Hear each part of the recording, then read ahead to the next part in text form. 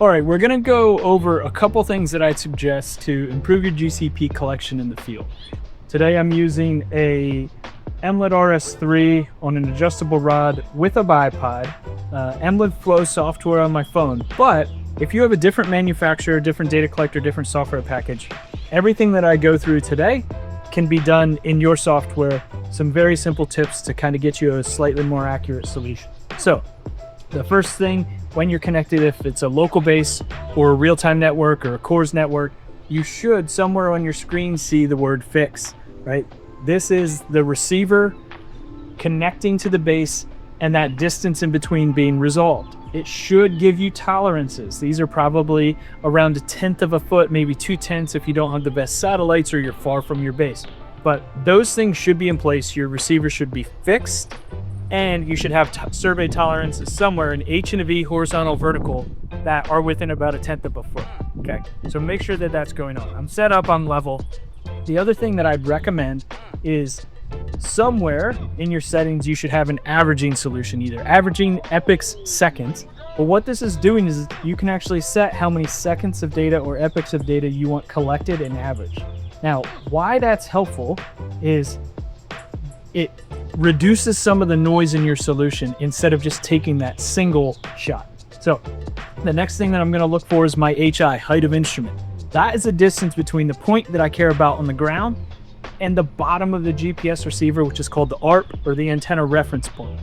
The manufacturer knows where the signals are collected and knows the distance to get down to here, but the manufacturer does not know how big of a rod you've used today. So if you get this wrong, the GPS signal that's calculated to here down to the ground is off. If you enter in something that's different from what the actual truth is, you've now got more error in your data because you're worried about the elevation on the ground. So make sure your HI is correct, and that's your height of rod or rod height. So I'm going to go ahead and measure. And so because I've told it to average 30 seconds, on this software, you're seeing the progress bar counting basically the number of points that it's collected that it's going to average for a single solution.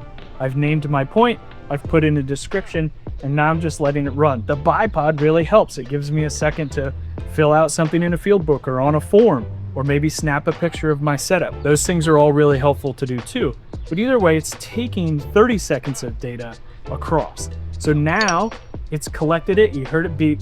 What I like to do is actually put my hand over the receiver and you'll hear it beep, and you'll see it on your screen. That fix will probably jump out to something called auto, float, single, depends on the software. But basically we've broken that connection between the rover and the base. We've done that deliberately because I want to take 2 points and I want some redundancy and confidence that my solutions match up. So typically what I do is then I'll just take my point. Now I called that one 0.1000 to start. Typically what I do is I just create a 0.1000. I just add an A on the end. So now I've got 1000 and A, and I'm gonna measure again, okay?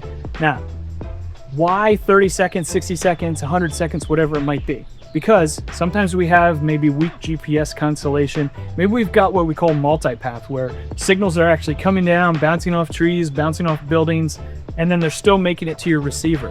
With 30 seconds, you're eliminating the possibility to get that one weird shot if you're just collecting 1 second of data. You're taking an average solutions and tightening up your solution as a whole. So now my second shot's done. So now what I'll do before I walk away, before I hop back in the truck, hop on the airplane and go to the next site, is I'm gonna go in and I'm gonna do an inverse. Now again, depending on the software package you have, this might be in a different location or different menu, but either way, you're gonna inverse between those 2 points and review your results. So in this case, between my 2 points, I've got 100 in the XY and I've got 500s in the V. Both of those are definitely in the tolerance of what we'd expect from a real-time GPS solution. So now I'm pretty confident. Now I don't need 0.1000 in A. I don't need to upload it to DroneDeploy. All I care about is 0.1000. So you can clean that out in the field, or you can clean that out at your laptop. Now we've got confidence, so we've got 2 matching solutions. I don't have a blunder or a problem with my GPS data. So those are the tips that I'd suggest. Again, make sure that you've got a fix on your rover. take more than just a single shot of GPS, 30 seconds, 60 seconds per point. Lovely if you can use a bipod, because you can stand here, everything stays level. Your level bubble doesn't move around. You don't have to stand here for 30 seconds and make sure that things are level. Make sure your HI is correct and do those things repeatably, and document your workflow. And I guarantee you'll have better results, higher accuracy data going into your drone deploy map.